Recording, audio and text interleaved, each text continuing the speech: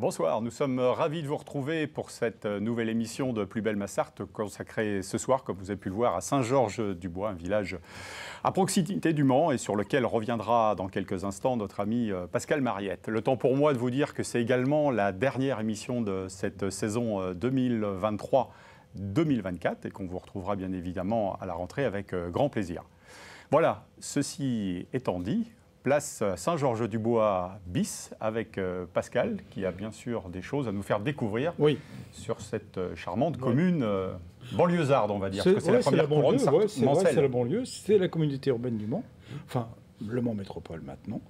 Et donc c'est vrai que Saint-Georges-du-Bois, c'est sur une hauteur. Ça domine Allonne d'ailleurs, je vous conseille d'aller juste derrière l'église. Et vous allez voir, on voit très très loin, on voit Allonne et puis on voit surtout la forêterie. Et on aperçoit toute la zone industrielle sud du Mans. Alors à Saint-Georges-du-Bois, qu'est-ce qu'il y a, vous allez me dire? Qu'est-ce qui va nous faire découvrir le Père Mariette cette semaine? Eh bien, des fontaines. On va commencer par des fontaines parce que c'est quelque chose de pas très courant. Bon, on va aller rue des Fontaines, c'est rue des Fontaines à Saint-Georges, en contrebas de la route qui fait le Mans-Sablé, en fin de compte. Et si vous regardez, il y a toute une série de fontaines sur une petite paroi, sur le côté de la rue. Et vous voyez, toutes ces petites portes, elles accueillent des puits qui étaient... Chaque propriétaire avait son puits. Déjà, chacun avait le sien. Mais tout était regroupé au même endroit. Ce qui fait que, jusque dans les années 50, 1950, les propriétaires venaient chercher, ou les habitants, venaient chercher leur eau à la fontaine.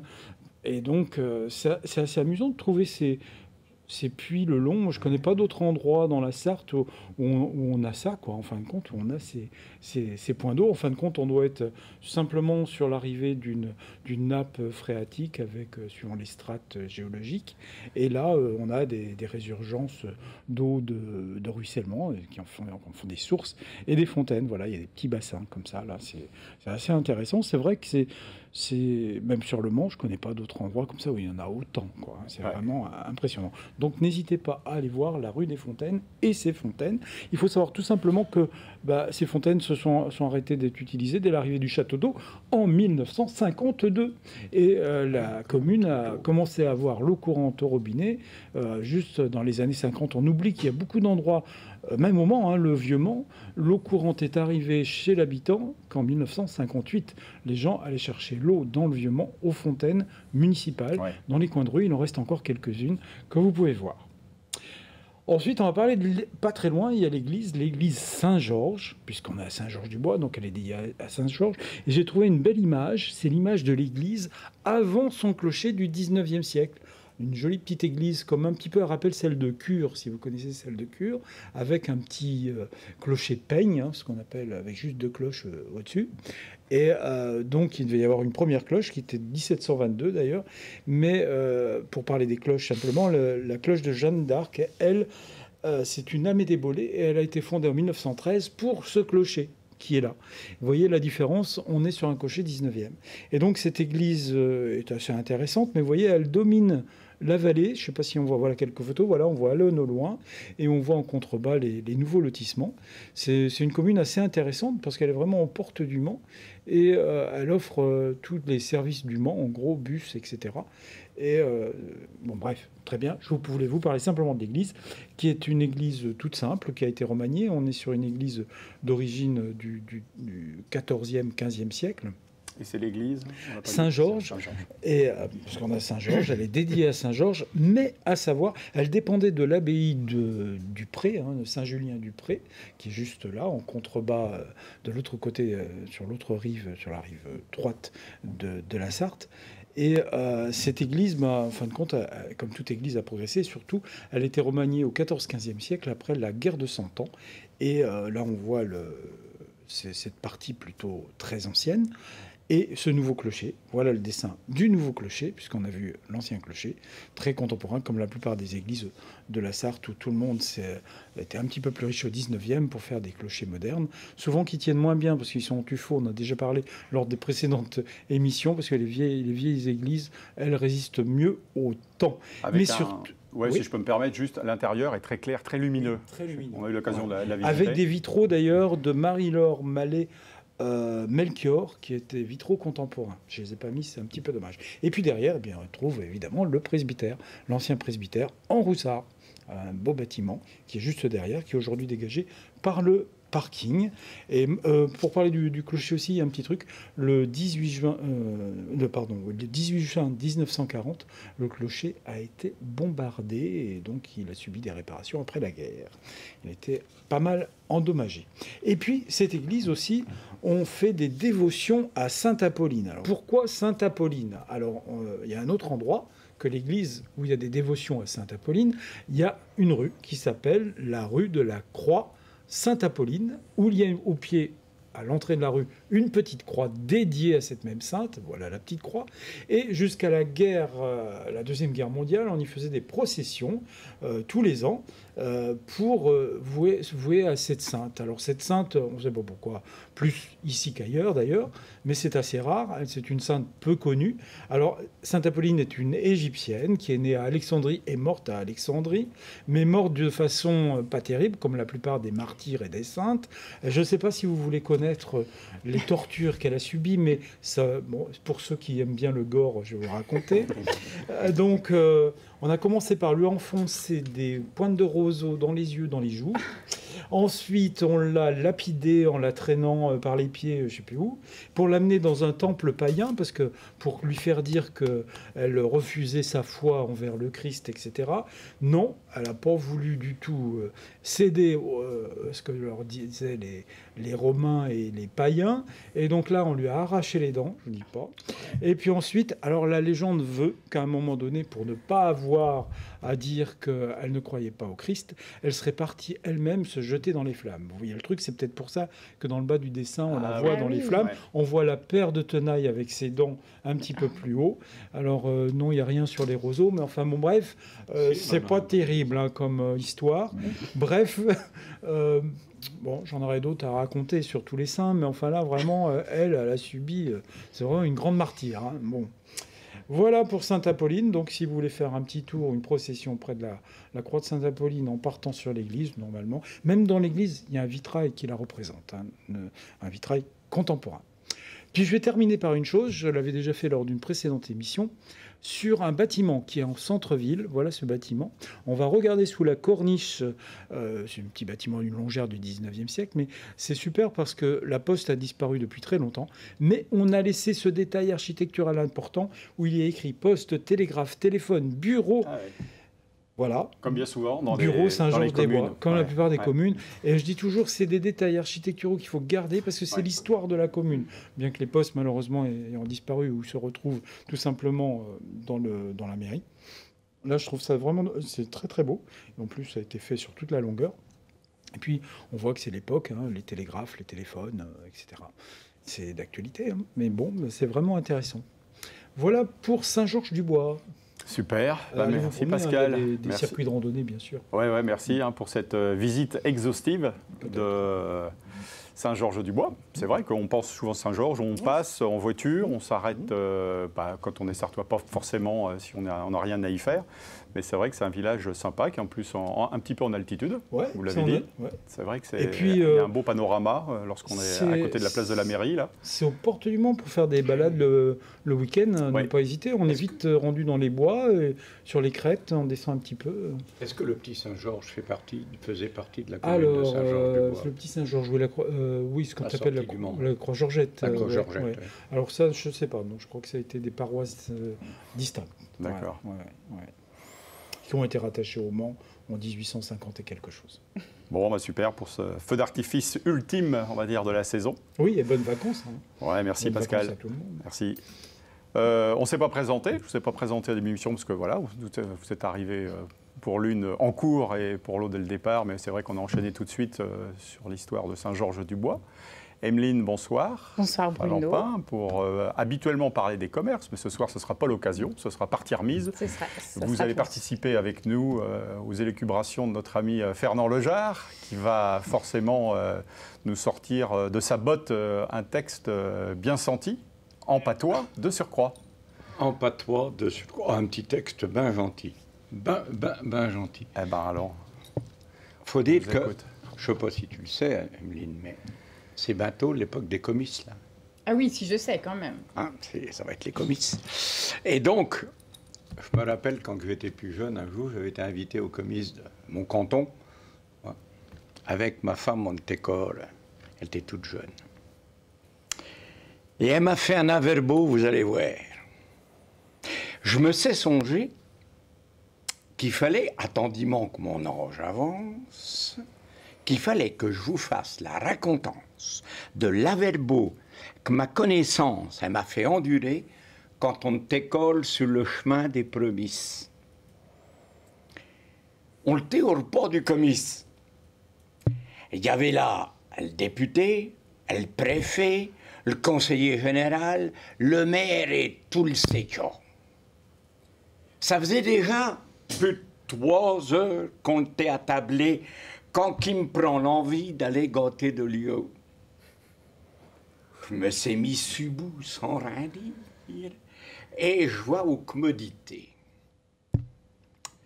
Quand que je suis revenu, le Gaston, le maire de ma commune, qui était mon vis-à-vis, il me fait un signe de la tête comme ça en poussant des yeux vers mon piston. Je me dis, mais pour qui mironne cet André-là, ce style-là? J'entends bien qu'il me disait quelque chose, mais il y avait un brouhaha pas possible. J'entendais rien de qui disait « Piotti » que j'ai dit. Et là, plus fort, il me dit « Ton piston, Fernand, ton piston !» Oh, non de Dieu. Je me rends compte de mon averbo. Je soupionne un grand coup et j'attache mes boutons. Mais ben d'où, quand que je lève la sonne, tout le monde y me ziotait. Et là, m'a promise qu'une fille de la ville, mais ben espritée, est dit à l'Assemblée, comme si ça serait été, si moi j'étais plus jeune. Hein. Soyez sans crainte, elle n'a jamais vu un oiseau mort sortir de sa cage. Tout le monde y s'est mis à rigoler, nom de Dieu. Eux là, que j'ai eu une de ces hontes, vous pouvez pas savoir. Bravo, merci Fernand. C'est marrant parce qu'il y a entre le patois que vous incarnez et il y a des moments où vous parlez, on va dire normalement le français. Il y a une vraie rupture.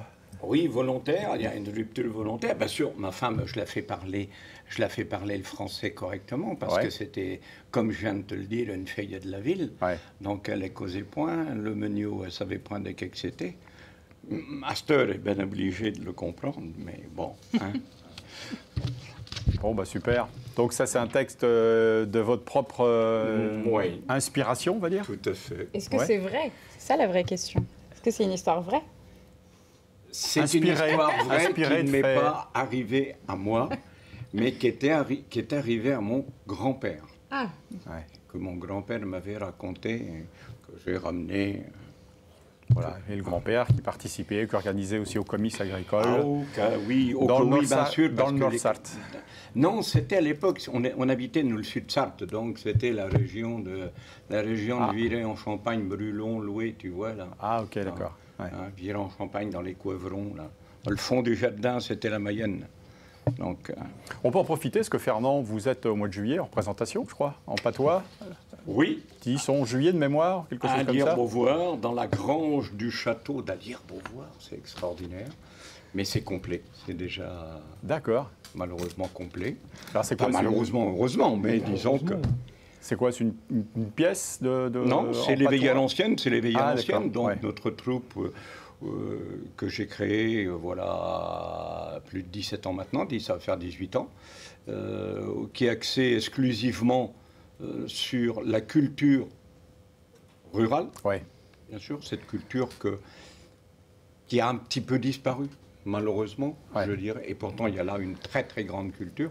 Et bien sûr aussi, on ne patoise pas trop, mais on a gardé l'accent. Ça va de c'est quand même. Ah bah ça, on l'entend bien, c'est sûr. Ouais. Et c'est important. Bon, on en profite, quelques petites sucreries. Quelques petites sucreries. Alors, vous pouvez me lire et me dire de qui que ça veut dire. Emeline. C'était sûr que c'était pour moi. Ah bah oui. Quand on est tout juste bon à faire une encrenuche, dans la souie, on la fait pas dans les nouages. Voilà. Qu'est-ce que ça veut dire? Encrenuche. D'abord, c'est qu'il y a une encrenuche. Ouais, c'est ça. Là. Déjà. Ouais. Telle est le la mystère. question. Qu'est-ce qu'une encrenuche? Pascal, non. Vous qui avez bourlingué, Alors, une encrenuche, une encrenuche. c'est un vent que l'on peut faire dans un endroit inapproprié. Ah, Imaginez d'accord. que je fasse une flatulence, là. L'endroit D'accord. n'est pas très approprié. Donc, Et dans en le sud, menuau, d'accord. on appelle ça une encrenuche. D'accord. Alors, quand je dis, quand on est capable de faire une encrenuche dans la souie, la souie, c'est la poussière, c'est tout ce qui est Oui. au sol. D'accord. hein. Donc, ça veut dire que la personne est petite, quoi. hein. On ne va pas la faire dans les noix. Bon, ben, on a compris. Ouais. D'accord. On a compris, mon cher. Il y a une autre expression en français qui dit tout simplement, quand on est capable de péter dans les nuages, quand on est capable de péter dans la poussière, on ne pète pas dans les nuages. Ouais. Comme dans le même registre, mieux vaut péter en société que de mourir tout seul. Voilà, Ah, mais ça, tout je vous l'ai à pas- fait. Je vous l'ai pas Alors dit en ça, patois. je suis tout serais à Elle est fait imagée, à côté. cette dernière émission. Voilà. Elle est, Image. Alors, la petite suivante. Ça va mieux faire les poulettes aux yeux. Ça va mieux faire des poulettes aux yeux. Dès que donc, ça veut bien dire quand on dit ça, nous. Alors, c'est quelque chose de laborieux, c'est quelque chose qui, forcément, des poulettes, on pense tout de suite des poulettes, c'est issu du travail, c'est issu de quelque chose Des poulettes, c'est pas de dans fatigant. le sens la petite. Non, non, des non, poulettes. de la Des poule ou du ampoules. coq. Hein. Non, mais des poulettes, je pensais oui, aux ampoules, comme justement, des dans la ampoules. difficulté. Voilà, c'est Voilà. ça. On est dans la difficulté, on a, Ça on va a, nous sou- brûler on a les souffert, on a souffert dans Oui, mais l'effort. pourquoi? Ça va lui faire des poulettes aux yeux. Mais tout simplement, c'est que, imagine, demain, t'achètes une Ferrari. Une belle auto, ça. Ouais, madame. Je sais que t'aimes les autos, que ça, c'est quand même une belle auto. Tu te promènes avec ça dans les rues du Mans, je te garantis qu'il y en a qui vont capter et qui vont pousser des yeux. Ça va lui faire des poulettes aux yeux de te voir au volant d'une Ferrari. ok. tu vois. Ça va en jeter plein D'accord. les yeux, quoi. Ouais, Ça va en c'est mettre ça. plein la vue. C'est en mettre Ah, plein la c'est vue. ça. quoi. Ouais, d'accord. C'est en mettre plein la vue à quelqu'un. Ok. C'est un sanneux chevaux de bois. C'est un sanneux de jouot de bois. Alors là, C'est sûr. C'est ça. Bon, les chevaux Sanneux, de bois. Vous savez, les chevaux de bois, c'est oui. les chevaux De bois, c'est ce du que c'est. manège. Voilà, si tu Ouais. veux, oui. Oui. Hein, mais un sanneux, c'est quoi un sanneux? Moins Ça- simple. hein, ouais, ça n'a un rien à sanneux. voir avec fameux, bien évidemment. Non, non. Mais, non. c'est Mais un alors, sanneux. imaginez avec cheval, qu'on pourrait. Sanneux. Un sanneux de chevaux de bois. Un sanneux, c'est un vétérinaire. Donc, quand on disait ça, faut pas le faire venir à la ferme, c'est un sanneux de chevaux de C'est bois, un ça. charlatan. Ah, malade. Voilà, c'est un mauvais vétérinaire, quoi. C'est quelqu'un qui n'est pas capable de soigner tes bêtes correctement. D'accord. Hein. Bon, faudra s'en souvenir. hein. C'est pas gagné. Pas gagné. Allez, Emeline. Il l'a monté sur sa longe. Vous devriez trouver, là. Bah, je sais pas, il a dragué une nana, Il quoi, l'a mis non? dans son Il lit. l'a pas, il l'a emmené dans son lit. Non, ça n'a rien à Pas voir. du tout. Rien, Bon, bah. rien dans tout. Bah, du coup, on va pas trouver. Bah, la longe en. Imaginez une bête qui s'allonge, et si elle marche dessus, qu'est-ce qui se passe? Il se casse la figure. Voilà. Donc, on disait de ça de quelqu'un qui avait bouffé la grenouille, par exemple, Ah, ou ok. qui avait Fondu les plombs, bafoué, ou, Raté quelque il chose. avait raté quelque chose, il D'accord. avait raté son truc, il avait raté sa vie, on disait, oh, ce il a monté sur sa longe. Hein. D'accord. C'est la margoulette. Voilà, ouais, c'est On dit que c'est la vraiment grenouille, margoulette. on dit pas garnouille. La garnouille. Des grenouilles. Ah, La garnouille. Des très bien. grenouilles, hein. Ouais. Oui, j'ai dit grenouille. Mais oui. Ouais, parce que... Ah oui. Cheveux. Ça y est, moi, J'ai fait une je erreur. suis pas Non, toi bravo, LV2 bravo. maintenant. Ouais, c'est ça. Une grenouille, ou une ornozel. Ah bah, celle-là, je l'avais pas. Une ornozel. Ah, ça, c'est tombe. bien. Il Il tombe cheut une- une poussière d'eau. Bah, il Bah, il tombe pleut une un peu. brune. Crachin. Ouais. Un Un crachin. petit crachin, un petit. De la bérouine, là. La Toute bérouine. petite pluie, de la poussière d'eau. Je trouve ça merveilleux, de la poussière d'eau. Poussière d'eau, ouais. Ouais. C'est du brumier. C'est Ouais. ça, Un ça brumis- rafraîchit. Du brumisateur. ouais. Oui, quand tu vas mettre du brumisateur, je me vais mettre une petite poussière d'eau. Voilà. Ah ouais. C'est Ah, joli, c'est hein. Tu vas délicat. voir, en bien sûr. société, les gens, ils vont te regarder. C'est distingué. Bah, tout de suite, ouais. Très distingué. Alors, dépiolé. Épluché Ah, Non, oui. ça peut être ça. Dépiolé. Dépiolé. Retirer la peau Ouais, épluché. C'est oui. ça. Mhm. C'est écorché. Ah, d'accord. Se dépioler, c'est être écorché. J'ai chaud dans la cour, nom de Dieu. Je me sais dépioler tous les genoux. Ah, ok, d'accord. Ça peut Ah être oui. aussi utilisé en cas d'accident. On tombe par terre, on se ramasse un peu les genoux et raflé, on peut Tout à fait. dépioler. Et on disait par exemple, Badado, la bonne femme par-dessus le canyon, elle a les genoux tout dépiolés. Et le chien un bout de laisse. Alors, dépioler. Alors, un petit encore pour la route. Dépiaisant. Oh, dépiaisant. Il naît dépiaisant, non? Ça n'a Ouais. rien à voir? Si, il naît C'est ça. dépiaisant. Bon, il est déplaisant, quoi. Il est agréable. déplaisant. Ah, Oui. trop facile. Oui. Trop facile. Dépiaisant. Ouais. C'est plus facile. Mais Montaigne, dans ses essais, au livre 3 et au chapitre 9, dit « Je suis dépiaisant qu'ils en vaillant moins Ouais. Super. Bon, ben, ça va. On va s'arrêter là, mon cher. C'est comme tu Fernand. veux, il y en a Ce encore un ou deux, Ouais, mais il y en a encore une flopée. ». J'en avais mis deux de plus. Bon, Je bah, pue. gardez-les pour la rentrée. Ah, pour la Hein, rentrée je pense que prochaine, alors. les gens ont pas mal de choses à apprendre par rapport à tout ce qu'on a pu voir ce soir et de façon antérieure, hein, puisque bon, chaque semaine, faut-il rappeler, on a l'honneur d'avoir un patoisant avec nous. Un vrai Oui, et plaisir. ça c'est bien, en espérant que LMTV continuera dans ce sens, parce qu'il faut quand même admettre, je le répète souvent, je l'ai souvent dit, mais je le répète encore, depuis que on vient à LMTV, ça doit faire 5 ou 6 ans maintenant, on a senti un regain vers notre langue régionale. Et ça, C'est aussi le patrimoine. ça, c'est bien. On ne reparlera pas, c'est pas notre but, mais notre but est quand même de ne pas l'oublier. Ouais. Bon, en tout cas, on ne vous oublie pas, on ne vous oubliera pas, mon cher Fernand. À bientôt. À bientôt. Emeline, bonnes Bonnes vacances. vacances à tous. Mais oui. À bientôt. Après cette année, 160, plus de 160 commerces, 130 ouvertures. Eh ben voilà. Une belle année. Eh ben super. Et puis il y en a encore d'autres à venir. Ça va bouger en Tout Sarthe. à fait. Pascal, à bientôt. À Merci. bientôt, belles vacances à tout le monde. Et bravo encore pour toutes vos œuvres.